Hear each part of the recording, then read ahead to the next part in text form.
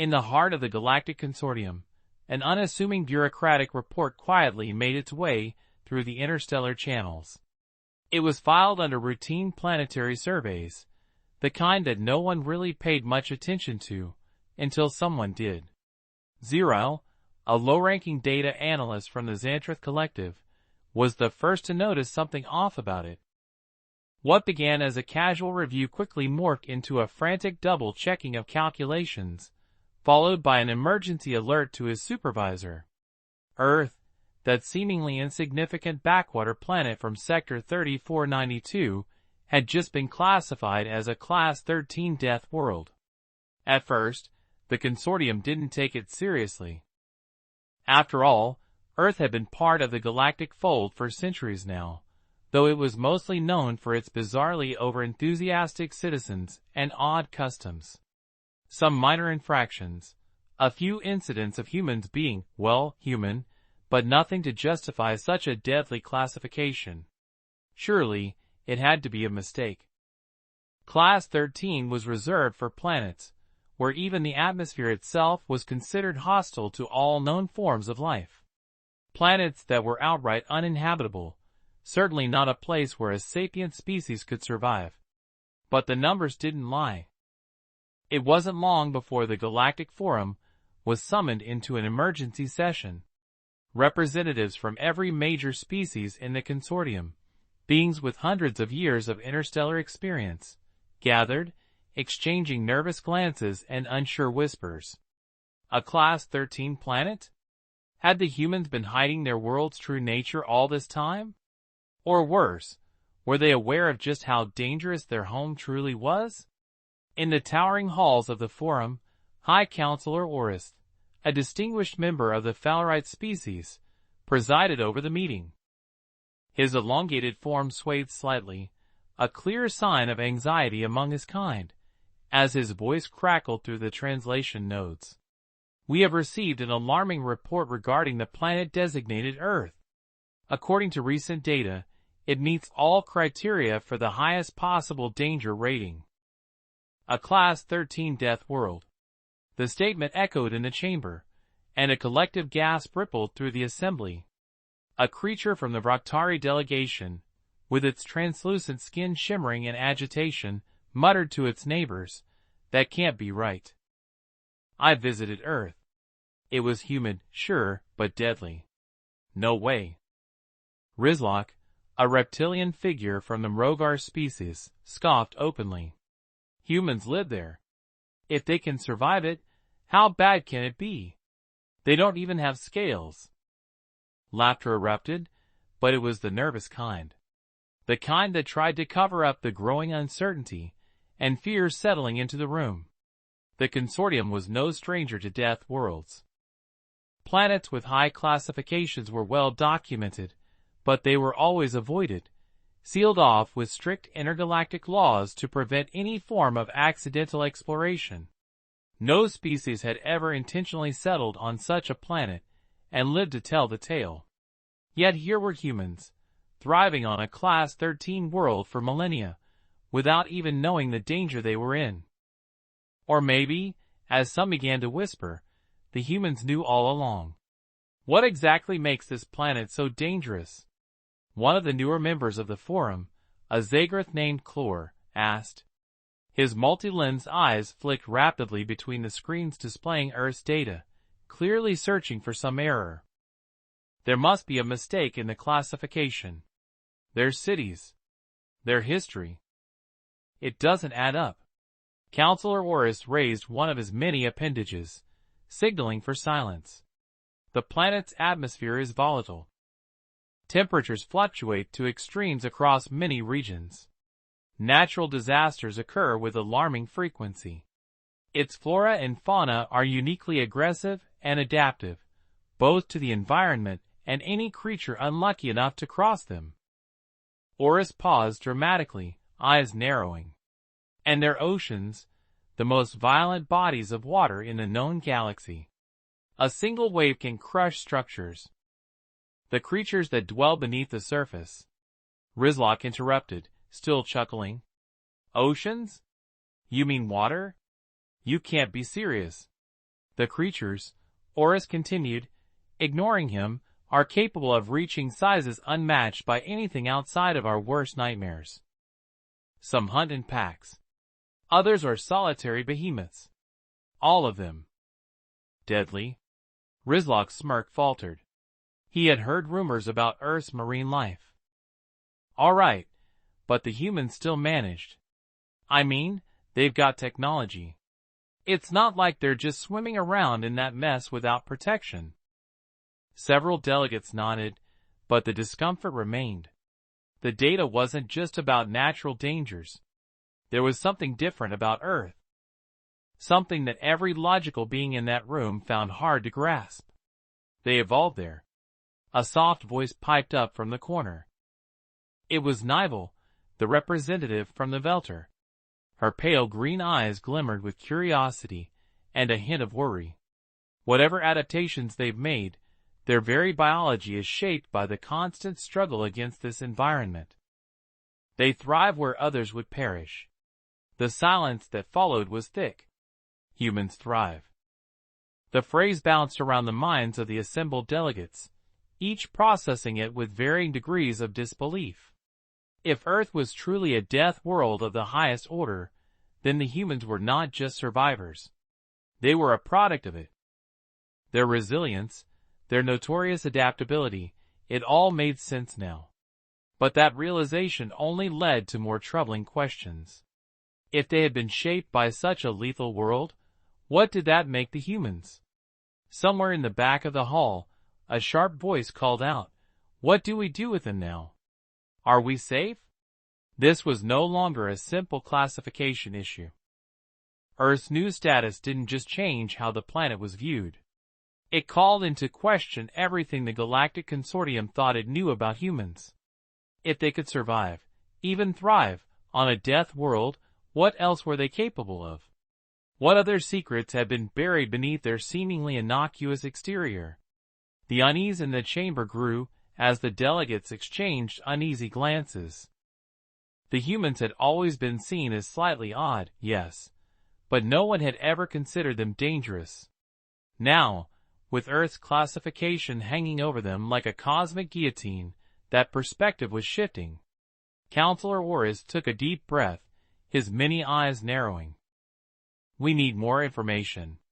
Until we know more about what this means, we will treat Earth with caution. But one thing is clear, this changes everything. And with that, the meeting adjourned, leaving the delegates to return to their homeworlds with the most disturbing news they'd heard in years. The humans were no longer just an eccentric species. They were survivors of the deadliest world ever catalogued, and no one quite knew what that meant for the rest of the galaxy. The Galactic Forum had barely closed its doors when the news spread like wildfire across the consortium. Every major communication hub buzzed with transmissions, each one more frantic and incredulous than the last. Intergalactic news outlets were flooded with headlines. Humans come from Class-13 Death World. Earth, the deadliest world we never knew. And perhaps the most dramatic of all, should we fear humanity? Across countless star systems, the reaction was a mix of confusion, fear, and oddly enough, laughter. In some corners of the galaxy, the idea of Earth being the most dangerous planet was met with outright disbelief. Aliens, having dealt with humans for centuries, simply couldn't wrap their minds around the fact that these odd, cheerful creatures came from the deadliest rock in the known universe. Take the Grown Republic, for example.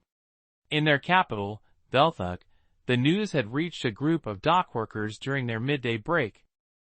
Crone, a burly Gronian with 4 arms and a famously short temper, was the first to burst out laughing when he heard the broadcast. Wait, you're telling me, Crone chuckled, nearly choking on his drink, that humans, those soft, squishy little bipeds who drink liquids that smell like they're made of sulfur, come from a planet that's deadlier than Zoxer Prime? His co-workers, an assortment of Gronians and other species, nodded. Their faces were split between confusion and amusement. Impossible. Crone slammed one of his fists on the table, sending a stack of datapads flying. They can't even regenerate limbs. How could they possibly survive on a Class 13 death world? One of his companions, a lanky Nobrith named Ichith, chimed in, his elongated neck bobbing as he spoke. And they don't have exoskeletons. No natural armor at all. If I had to survive without my carapace on a planet like that, I'd be dead in a cycle. Laughter erupted around the table, but it was mixed with a growing sense of unease.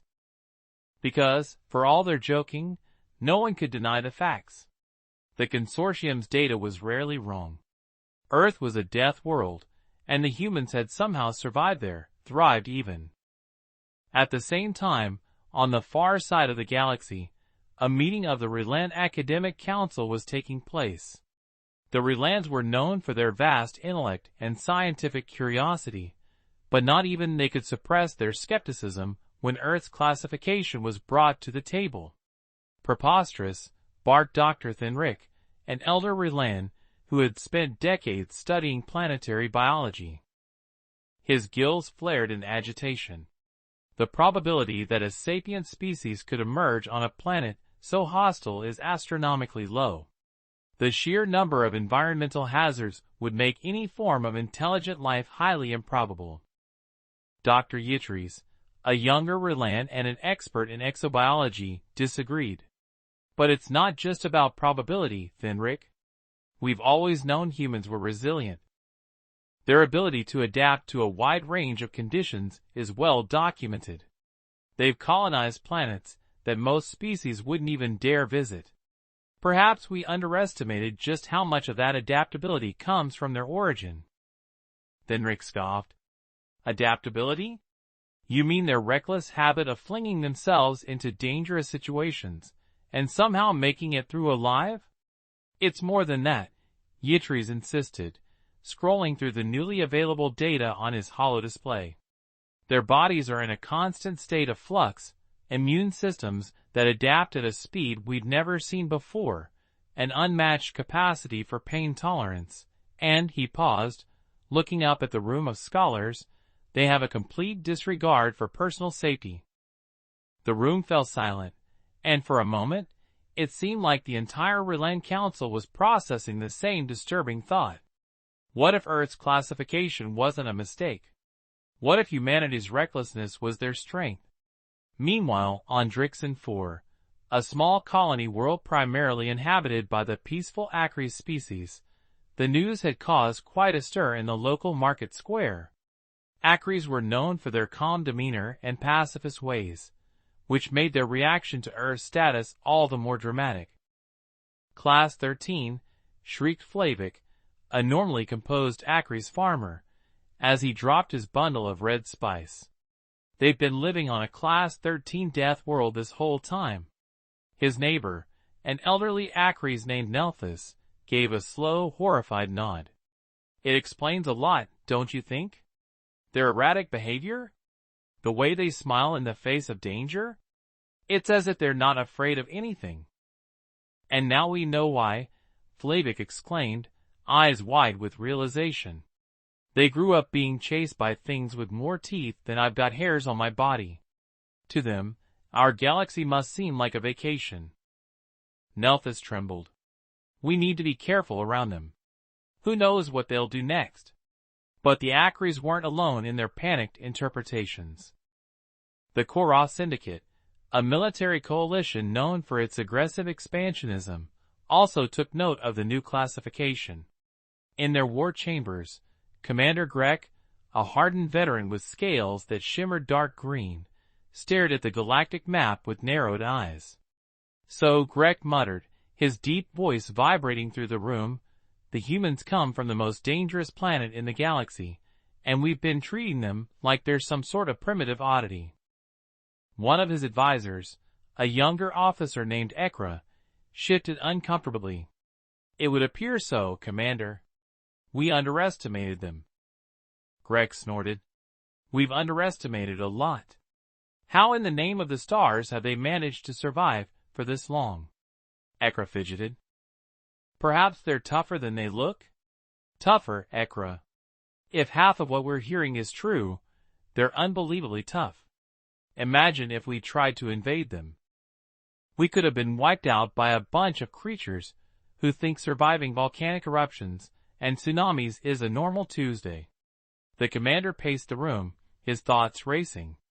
The Koroth were no strangers to conflict, but this new information about the humans was throwing everything into chaos.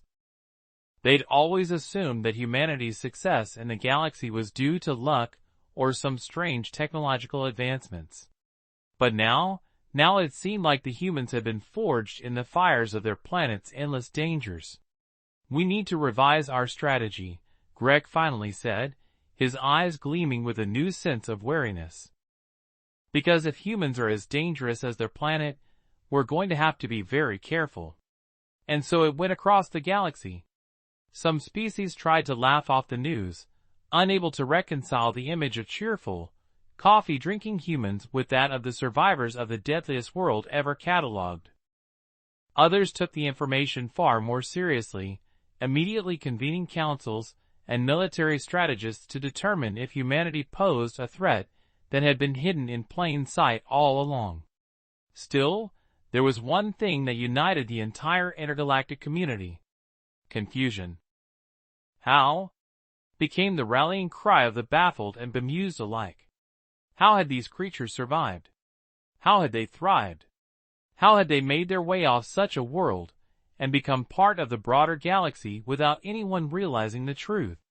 The more the various species thought about it, the more absurd it became. Some even proposed that the humans themselves were unaware of Earth's true classification. After all, how could they know? To them, it was just home. Just a place where you had to deal with a tornado on your morning commute or fend off a giant bear with claws the size of your head while on a weekend hike. As the disbelief spread, so too did the curiosity. Scientists, explorers, and even military strategists across the galaxy all began to ask the same question. What other secrets were the humans hiding?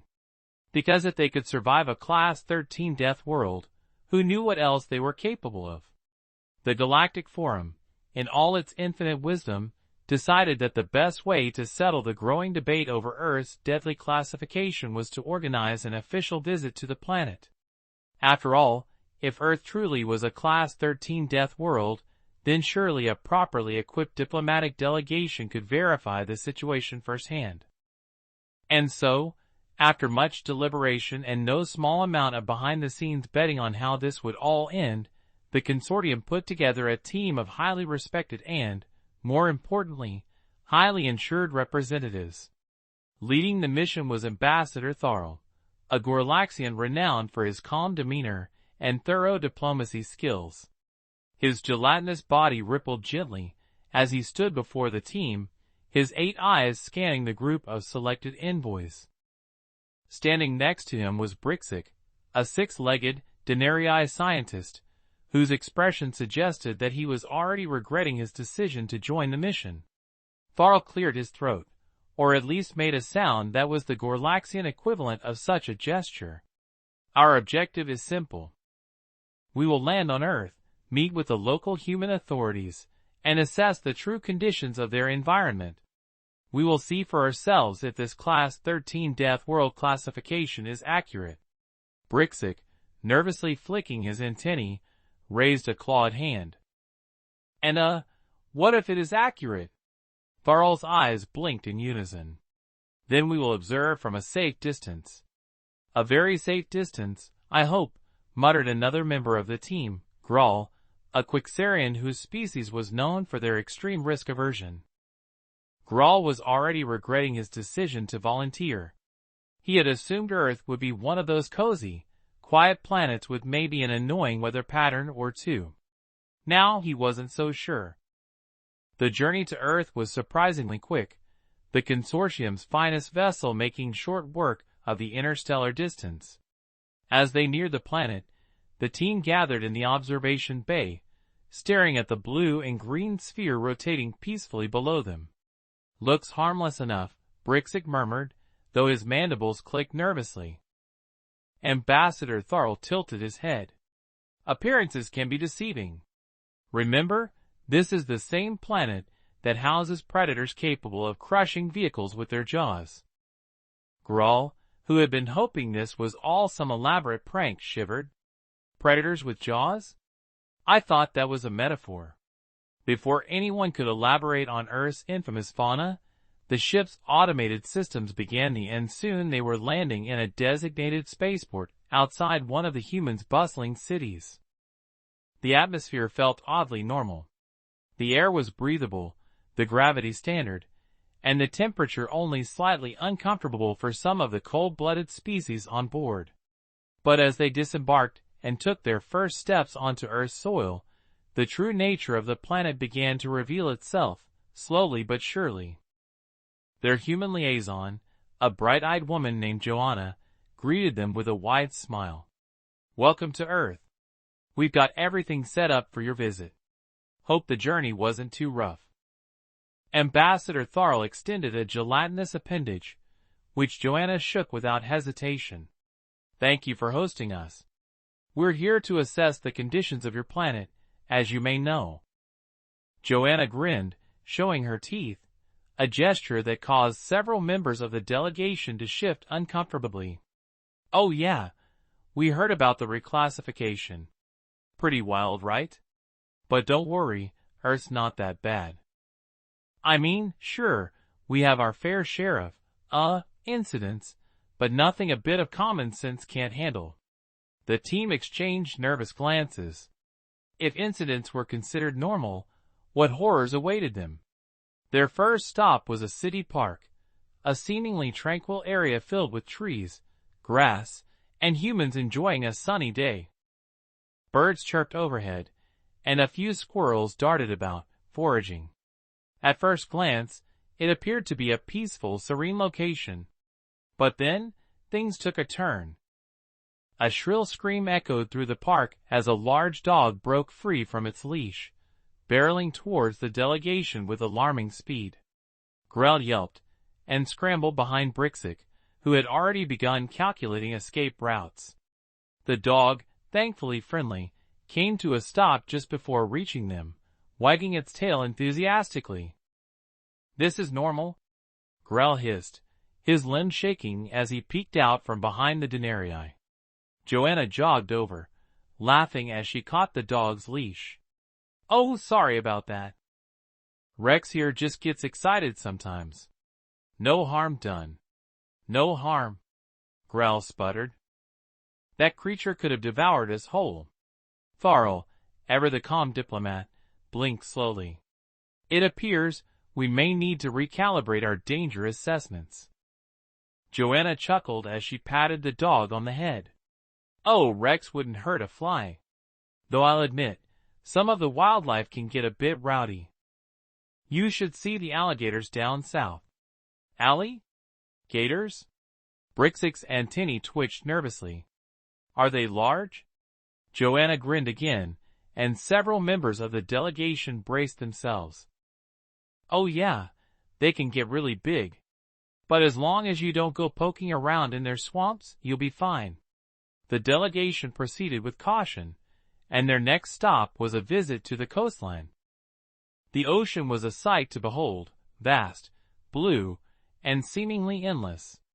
But as they stood there, admiring the view, a massive wave suddenly crashed onto the shore, sending water and seaweed flying in all directions. Grell shrieked, flailing as he tried to avoid the incoming spray. "Is the ocean trying to kill us?" Joanna just shrugged. "Nah, that's just high tide. Happens all the time. You get used to it." "Get used to it?" Tharl repeated slowly, his eyes reflecting the vastness of the ocean. He'd heard rumors of Earth's oceans, but seeing it in person, feeling its raw power, was a different experience entirely. "Are there creatures in there?" "Oh, tons," Joanna said cheerfully. "Sharks, jellyfish, the occasional whale. But hey, as long as you're careful, it's no big deal." The delegation members exchanged terrified glances, their minds racing. In any other part of the galaxy, a planet with these kinds of environmental hazards would be uninhabitable. Yet here were the humans, not just surviving, but thriving. And then, of course, there was the weather. As they made their way back to the city, the sky darkened, and a massive storm began to roll in. Rain poured down in sheets, and the wind howled like a wild beast. Ambassador Thorl, his body already struggling to maintain form in the heavy rain, turned to Joanna. "Is this typical weather?" Joanna pulled up the hood of her jacket, looking entirely unfazed. "And not too bad today, just a little storm. You should see the hurricanes." Growl, shaking under a makeshift umbrella made of his own arms, was nearly hysterical. "This is just a little storm?" "Yeah, nothing to worry about," Joanna shouted over the roar of the wind. "You'll be fine as long as you don't stand under a tree during a lightning strike." "Lightning strike?" Brixit gasped, his legs twitching involuntarily. "We should leave immediately." But the humans seemed almost comfortable in the chaos. People were still walking around, going about their business, as if the storm was just another minor inconvenience. It was becoming clear to the delegation that what they considered life-threatening, humans saw as a routine part of existence. The final straw came when they visited a nature reserve, an area meant to showcase the diversity of Earth's wildlife in a controlled environment. The moment they entered, a deer darted out of the bushes, startling the entire delegation. But it wasn't the deer that caused the most alarm. It was the massive bear that lumbered out shortly after, sniffing the air. Ambassador Thorl froze. Growl fainted. Brixit began calculating the exact probability of survival, which wasn't looking good. "Oh, don't worry about the bear," Joanna said, waving dismissively. "She's just here for the berries. As long as you don't get between her and her food, you'll be fine." Thorl, his normally composed form, now visibly quivering, managed to speak. "Joanna, I believe we have seen enough." Joanna smiled brightly. "Sure thing. Let me know if you ever want to come back and visit the mountains. We've got mountain lions up there." The delegation retreated to their ship in a state of barely concealed panic. As they ascended into the atmosphere, Brixit glanced out the window at the blue planet shrinking below them. "I can't believe it," he muttered. "They actually live there, on purpose." Thorl, still struggling to regain his composure, nodded slowly. "Indeed, they not only survive but flourish on a world that should, by all accounts, be entirely uninhabitable." Growl, now awake but still trembling, summed it up best. "These humans are insane." The ship sped away from Haber. As word of the delegation's visit spread throughout the Galactic Consortium, the reaction was immediate and chaotic. Reports of Earth's unfathomable dangers, combined with first-hand accounts from the delegation, sent the intergalactic community into a frenzy. Species known for their cautious approach to anything remotely dangerous were beside themselves. The humans were living on a death world of catastrophic proportions, and they seemed almost casual about it. By the time the delegation's findings were officially presented to the Galactic Forum, the panic had reached a fever pitch. Meetings were held, debates were launched, and ultimately, the conclusion was unanimous.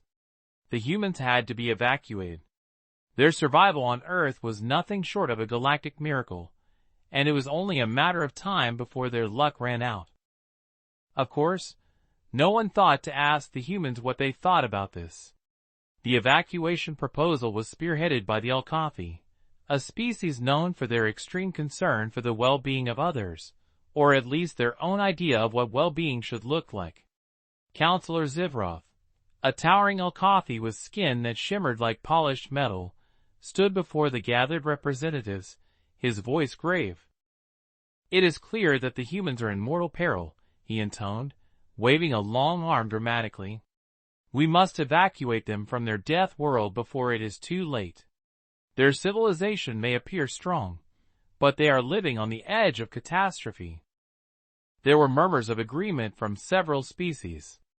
The Phalarites, the Vraktari, even the risk-averse Quixarians all nodded solemnly. The evidence was clear. Earth was far too dangerous for any sapient species to survive on indefinitely. The plan, in theory, was simple. A massive evacuation fleet would be dispatched to Earth, ready to relocate the entire human population to safer, more hospitable planets. Temporary housing would be provided and generous resettlement packages would be offered. In the minds of the consortium, it was the least they could do for these poor, unfortunate humans. But, as was soon to be discovered, the humans had other ideas. The first fleet arrived in Earth's orbit with little fanfare. From the human perspective, it was just another routine alien diplomatic visit. When Joanna received the transmission from the consortium, requesting an emergency audience with Earth's leaders, she assumed it was to discuss trade agreements or the ever-ongoing debate about human-made pop culture spreading across the galaxy. What she wasn't expecting was the reason they gave her. "Evacuate," she repeated, blinking in confusion at the towering holographic image of Counselor Zivroth, whose metallic face loomed over her desk. "You want to evacuate all humans?" Zivroth nodded gravely. "Yes, for your own safety. We cannot, in good conscience, allow your species to continue residing on a planet as dangerous as Earth. The dangers you face daily are well unimaginable to the rest of us.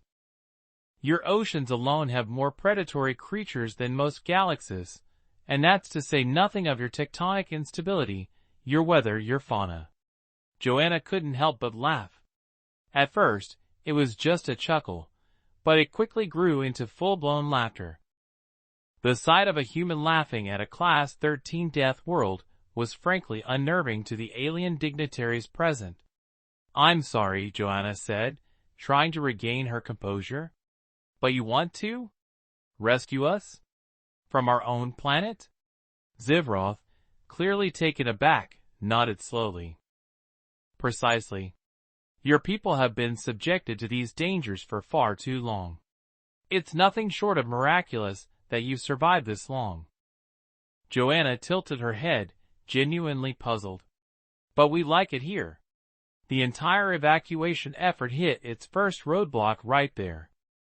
The humans, it turned out, didn't want to leave Earth.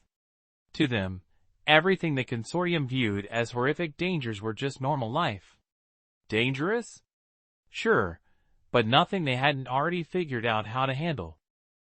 The second roadblock came when the humans started receiving evacuation notices, official documents from the Galactic Consortium that detailed the dangers of Earth in excruciating detail, and informed them of their impending relocation to safer planets. The reaction from the general population was, unsurprisingly, less than enthusiastic. Take Leonard, for example. Leonard was a mechanic from Cleveland. He was sitting in his living room, drinking a cup of coffee, when his holo terminal pinged with an important message. The official-looking document popped up in front of him, complete with consortium logos and a polite but firm suggestion that he should pack his bags for relocation to a safer planet. He stared at the message for a moment before muttering to himself, "Evacuate? From Cleveland?" His wife, Sarah, looked up from the couch. "What's that about?" Leonard waved his hand dismissively. "Some alien thing. They want us to leave Earth because they think it's too dangerous," Sarah snorted. "Too dangerous? Did they see the gas prices in New York?" Leonard chuckled. "Exactly. If we can survive that, we'll be fine." Meanwhile, in the Galactic Forum, Counselor Zivroth was struggling to comprehend the complete failure of their evacuation efforts. Reports from the humans were coming in from every corner of the globe. The Denari scientists, who had been tasked with organizing the relocation logistics, were baffled by the humans' utter refusal to take the danger seriously. "They don't want to leave," Brixik reported in disbelief during a hastily arranged meeting. "Some of them think it's a prank. Others seem to think their planet isn't dangerous at all. They keep saying things like, we've had worse, And tornado season's not even that bad this year. Zivroth threw his hands up in exasperation. How is that possible? They've been living under constant threat of natural disasters, deadly wildlife, and environmental instability for millennia. How can they be so nonchalant? The answer, of course, was that the humans had adapted to their environment in a way that no one in the consortium could understand. Earth was dangerous, yes. But to the humans, it was home. Their entire history had been built around surviving and thriving in conditions that would have obliterated most other species. The idea of leaving Earth behind just because it was dangerous seemed absurd to them. In one particularly memorable incident, a human farmer named Earl received a visit from an alien team tasked with helping him pack for the evacuation. Earl, a grizzled old man who had been working the same stretch of land for over 40 years, greeted the aliens with a bemused smile. "So you folks think I should leave the farm, huh?" Earl asked, leaning on his pitchfork. The lead alien, a small bird-like creature named Talthik, nodded vigorously. Yes, your planet is incredibly unsafe. The seismic activity alone could cause catastrophic damage at any moment. And the predators? Have you not heard of the wolves? Earl scratched his head. Wolves? Yeah, we've got a few around here. Never been much of a problem, though. Talthik blinked in confusion. But they could eat you, Earl shrugged. Not if I shoot them first. The alien delegation was at a complete loss. No matter how hard they tried, they simply couldn't convince the humans that leaving Earth was in their best interest. The humans, in turn, found the entire situation increasingly hilarious. News outlets ran stories with headlines like, "Evacuate Earth," "No thanks, we've got barbecues planned," and "Humans refuse alien rescue, prefer mildly dangerous planet." Back in the Galactic Forum, the frustration mounted. Ambassador Tharl, who had witnessed Earth's dangers firsthand, tried to explain the situation to his colleagues. It's not that the humans don't understand the danger. They just don't care in the same way we do. They're used to it. To them, a Class-13 Deathworld is just a normal Tuesday. Counselor Zivroth shook his head in disbelief. But how can they be so casual about it? The storms, the predators, the natural disasters. They should be terrified. Tharl sighed. They're not like us. They've evolved to survive things that would wipe us out in a single cycle. Their entire culture is built around overcoming impossible odds. Telling them they need to evacuate is like telling them to stop being human. In the end, the evacuation attempt was quietly shelved. The consortium, faced with the sheer absurdity of trying to force an entire species to leave their home planet, had no choice but to accept that the humans weren't going anywhere. Earth was, and would always be, their home. Even if it was a death world. As the evacuation fleet departed Earth's orbit, Brixig turned to Tharl, shaking his head in disbelief. I never thought I'd see the day when an entire planet of sapients refused to be saved from certain death. Tharl's gelatinous form rippled with amusement. The humans have a saying, Brixig. Home is where the heart is. Brixig's mandibles clicked thoughtfully. Yes, but their home is trying to kill them. Tharl's eyes blinked slowly in agreement. And that, as the evacuation fleet left Earth's orbit, the rest of the Galactic Consortium watched in stunned silence. The attempt to rescue humanity had not just failed, it had backfired spectacularly. Instead of grateful acceptance, the humans had laughed, shrugged, and returned to their chaotic lives, as if the galaxy's collective concern was nothing more than a minor inconvenience. To the average alien, this was incomprehensible. How could a species so nonchalant about death continue to thrive on a planet that should have killed them off eons ago? As rumors spread across the stars, the narrative around humans began to shift in ways that no one could have predicted. Soon, entire alien civilizations were talking not just about Earth's hazards, but about the humans themselves. There was something fundamentally unsettling about a species that treated near-constant danger like a mildly irritating weather forecast. As more information came in from the evacuation attempts and first-hand accounts, the intergalactic community realized that perhaps the humans' greatest strength wasn't their technology, their intellect, or even their famous adaptability. It was something far more disturbing. The realization came to light when a team of scientists from the Frixali Combine, a species renowned for their obsessive study of biological evolution, requested to observe humanity up close.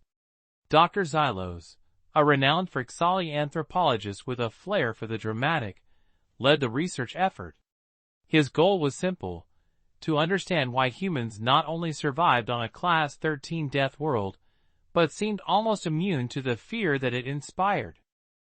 The Frixali lab was set up on a remote observation platform high above Earth's atmosphere, where they could safely study human behavior without risking any direct contact with the planet's many hazards. What they found, however, was beyond anything they could have imagined. Dr. Xylos called a press conference to announce his findings, and it quickly became one of the most watched broadcasts in consortium history. His large, reflective eyes gleamed with excitement as he addressed the assembled media. After months of observation, I am prepared to share our conclusions about the humans, he began, his thin, reedy voice echoing through the chamber. We originally believed that their survival on Earth was due to an enhanced biological adaptability, perhaps an unusually robust immune system or highly resilient physiology. But as it turns out, we were wrong. The room fell silent. What we have discovered is something far more profound. The humans' ability to thrive on Earth is not because they have evolved to match the planet's dangers. It is because they simply ignore them. Murmurs erupted through the crowd, but Dr. Xylos raised a hand, silencing the noise. You misunderstand, he continued. It's not that they are unaware of the dangers, quite the opposite. They know their planet is trying to kill them at every turn. But instead of succumbing to fear, instead of allowing it to paralyze them, they treat these dangers as mere obstacles. They laugh in the face of what should terrify them.